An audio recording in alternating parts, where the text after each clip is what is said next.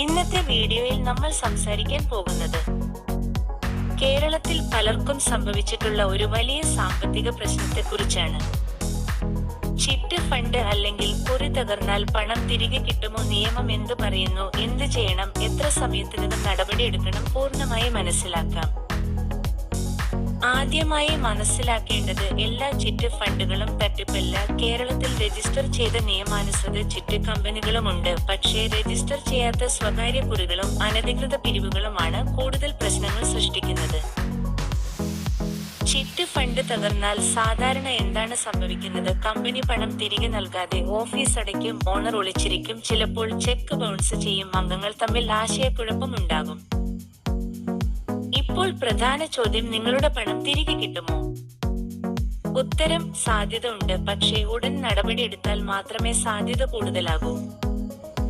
ആദ്യം ചെയ്യേണ്ടത്, chit register ചെയ്ത സ്ഥാപനമാണോ എന്ന് പരിശോധിക്കുക. രജിസ്റ്റർ ചെയ്ത ചിറ്റ് ആണെങ്കിൽ ചിറ്റ് രജിസ്ട്രാർ ഓഫീസിൽ പരാതി നൽകാം. കേരളത്തിൽ ഇത് ജില്ലാ തലത്തിൽ പ്രവർത്തിക്കുന്നു. രണ്ടാമതായി, പോലീസ് സ്റ്റേഷനിൽ എഴുത്തുപരമായ പരാതി നൽകുക. തട്ടിപ്പ് ആണെങ്കിൽ IPC 406, 420 പോലുള്ള വകുപ്പുകൾ പ്രകാരം കേസെടുക്കാം. മൂന്നാമതായി, കമ്പനിയുടെ ചെക്ക് ബൗൺസ് ആയിട്ടുണ്ടെങ്കിൽ നെഗോഷിയബിൾ ഇൻസ്ട്രുമെന്റ്സ് ആക്ട് പ്രകാരം കേസ് നൽകാം. ഇത് ക്രിമിനൽ കേസാണ്. നാലാമതായി, സിവിൽ കേസ് വഴി പണം വീണ്ടെടുക്കാൻ കോടതിയെ സമീപിക്കാം. ഇത് സമയമെടുക്കും, പക്ഷേ നിയമപരമായ മാർഗമാണ്. ഇനി ഒരു പ്രധാന കാര്യം, അനധികൃത സ്വകാര്യ കുറികളായാൽ പ്രശ്നം കൂടുതൽ കഠിനമാണ്. കാരണം രേഖകളില്ല, രസീത് ഇല്ല, കരാറില്ല. ഇങ്ങനെയായാൽ തെളിവ് ശേഖരിക്കൽ ബുദ്ധിമുട്ടാകും.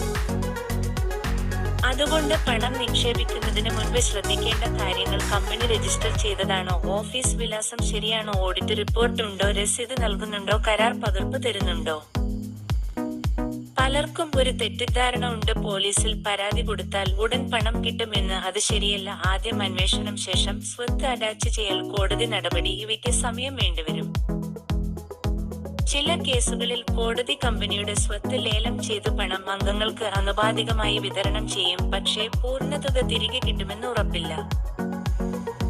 അതുകൊണ്ട് ഏറ്റവും പ്രധാന മുന്നറിയിപ്പ്, ഉയർന്ന പലിശ വാഗ്ദാനം ചെയ്യുന്ന സ്കീമുകളിൽ ചേരരുത്. രേഖകളില്ലാത്ത സ്വകാര്യ കുറികളിൽ പണം ഇടരുത്. ഒരാൾ പറയുന്നത് കേട്ട് മാത്രം പണം കൊടുക്കരുത്. ചുരുക്കി പറഞ്ഞാൽ, ചിറ്റ് ഫണ്ട് തകർന്നാൽ പണം തിരികെ കിട്ടാനുള്ള സാധ്യത ഉണ്ട്. പക്ഷേ നിയമ നടപടി ഉടൻ ആരംഭിക്കണം. രേഖകൾ സൂക്ഷിക്കണം. കൂട്ടായി നടപടിയെടുക്കണം. ഈ വിവരം ഉപകാരപ്പെട്ടു എന്ന് തോന്നിയാൽ വീഡിയോ ലൈക്ക് ചെയ്യുക, മറ്റുള്ളവർക്കായി ഷെയർ ചെയ്യുക. കൂടുതൽ ഫൈനാൻസ് നിയമ വിവരങ്ങൾക്ക് കാരുണ്യ ഫിനാൻസ് മീഡിയ ചാനൽ സബ്സ്ക്രൈബ് ചെയ്യുക.